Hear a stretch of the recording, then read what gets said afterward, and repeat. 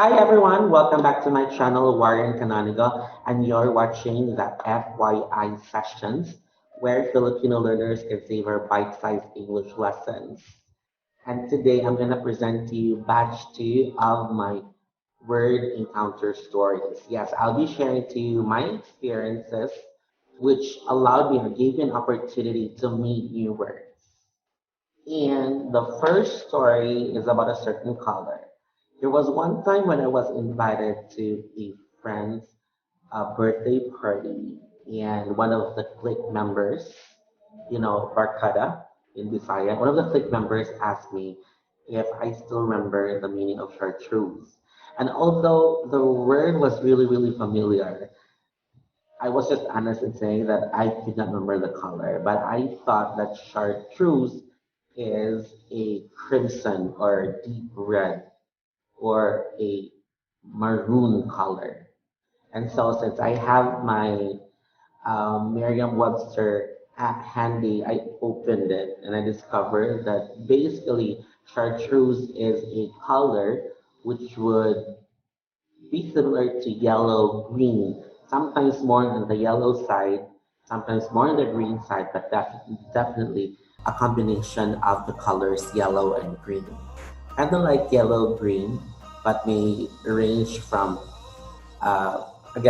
range from a lighter shade or a darker shade of the combination of those two colors. And I have also learned further from my research that chartreuse is originally a term used to refer to a liquor of the same color. So if it's more on a more yellow side, then it's yellow chartreuse. If it's on a greener side, then it's called green chartreuse. Chartreuse. So the syllable, I mean, the major stress is assigned to the second syllable. So you say chartreuse, chartreuse, and the more popular pronunciation would have the sound Z to represent the letter S in the spelling. Obviously, the letter E in chartreuse is silent. It's a silent letter, so there's no assigned sound for that. Chartreuse. And of course, check the spelling on screen. Chartreuse. Chartreuse. Okay, so that's the story number one. The second story is about a specific design of sunglasses or shades. Now, before I discovered MGI glasses for this one,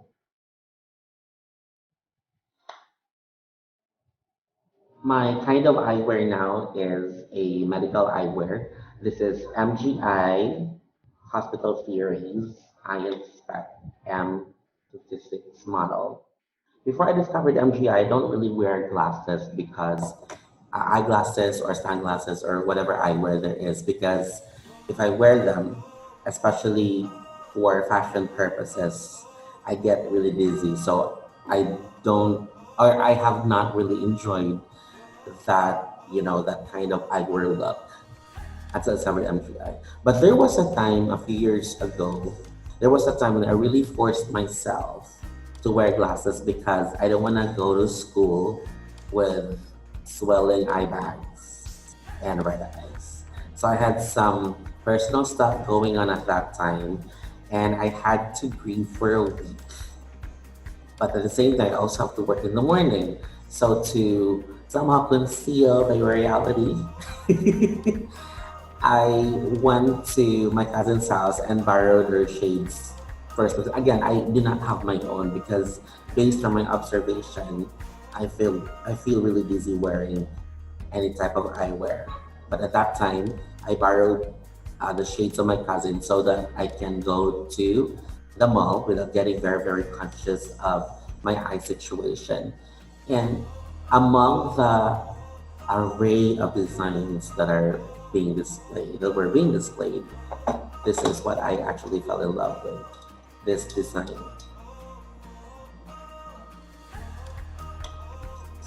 And When I actually reached home, because I couldn't get the information from the sales lady or the sales attendant. So when I reached home, I Googled uh, this kind of design. I Googled the name of this kind of design, and I have found out that this kind of eyeglasses or shades or sunglasses is actually called the Aviator Sunglasses or the Aviator shades. Okay, and it goes without saying that this is a design of an eyeglass made for a pilot or an aviator.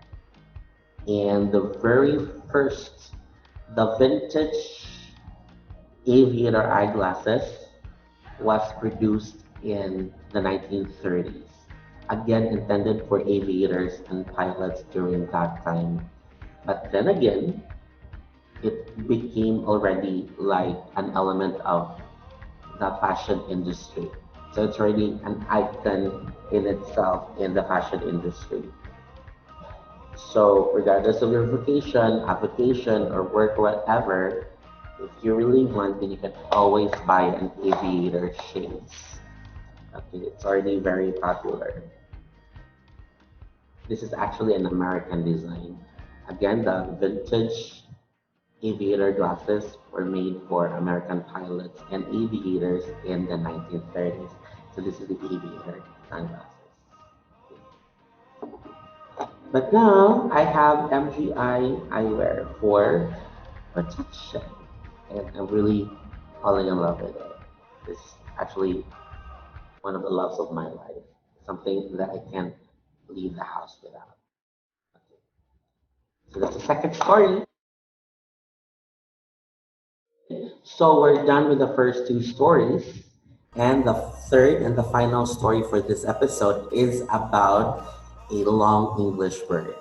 Now, as an English teacher, I really make it a point to teach a new word to my students like every day before I start the lesson of the day, whatever is the first activity that's in my plan. And there was a time, like a couple of years ago, I decided to research some English long words. I even searched for the longest official English words. A very long word, longest word that is really in the dictionary. But I was more interested in a word which was made popular by a 1964 movie entitled Mary Poppins. And that word is supercalifragilisticexpialidocious. Again, supercalifragilisticexpialidocious. Kind of like a tongue twister.